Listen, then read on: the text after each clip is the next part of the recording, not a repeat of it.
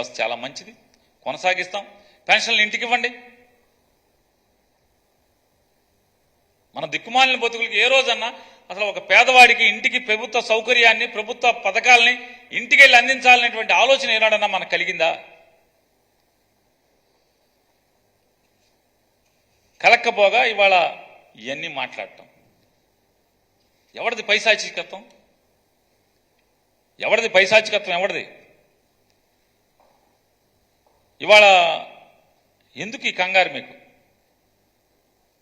ముందు అంటే వాలంటీర్ అంతకుముందు చంద్రబాబు నాయుడు ఉన్నప్పుడు వాలంటీర్ల వ్యవస్థ జగన్మోహన్ రెడ్డి గారు పెట్టకముందు ఏ రోజన్నా మీరు ఇంటికి ప్రభుత్వ పథకాలను ఇంటికి పంపించేటువంటి వ్యవస్థ ఏమైనా ఉందా?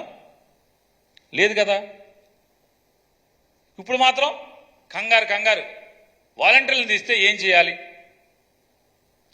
వాలంటీర్లని ఈ వ్యవస్థ ప్రభుత్వ వ్యవస్థలోంచి 2 మాసాలు తొలగిస్తే మరి 2 మాసాలు ఏం చేయాలి? అంత వ్యవస్థ ఉందా మన దగ్గర? ఇప్పుడు చెప్తున్నారు మొత్తం రాష్ట్రంలో ఉన్నటువంటి ప్రభుత్వ ఉద్యోగులందరినీ కూడా మిగతా ఉద్యోగాలు మానేసేసి పెన్షన్లు ఇంటికి పంపండి. కంగారు. 60 లక్షల మంది వీళ్ళని కైమా కొట్టేస్తారని చెప్పని కంగారు. ఇప్పుడు యమబాదులు బాస్తారనేది భయం. ఇప్పుడు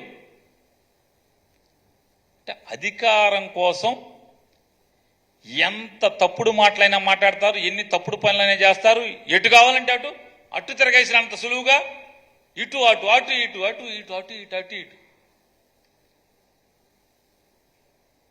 మీరెన్ని పిల్లి మొగ్గలేసినా చంద్రబాబు నాయుడు గారిని చూస్తే ఏ ప్రజలైనా, వాలంటీర్లే కాదు ఆఖరికి ప్రజలైనా అసలు నమ్ముతారా? జనానికి తెలీదా? చంద్రబాబు నాయుడు ఒక వేటగాడి మనస్తత్వం. ఎరేసి వేటాడతాడు, మాటల ఎరేసి వేటాడతాడు. అవసరం తీరిన తర్వాత ఎంత టోన్నైనా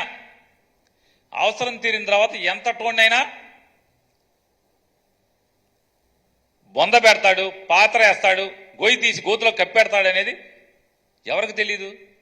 ఈ రాష్ట్ర ప్రజల దగ్గర నుంచి ఓటేయించుకున్నటువంటి ప్రతిసారి కాపుల్ని బీసీ చేస్తా అన్నావు, ఓటేయండి అన్నావు. ఏం చేసావు? ఆ హామీని పాత్ర వేసావు. మత్స్యకారులను ఎస్సీ చేస్తా అన్నావు, బోయల్ని ఎస్టీ చేస్తా అన్నావు. అధికారం రాగానే నాయి బ్రాహ్మణులను తోక్కత్తిరిస్తావు. గుడి మెట్లు కూడా ఎక్కనేవు.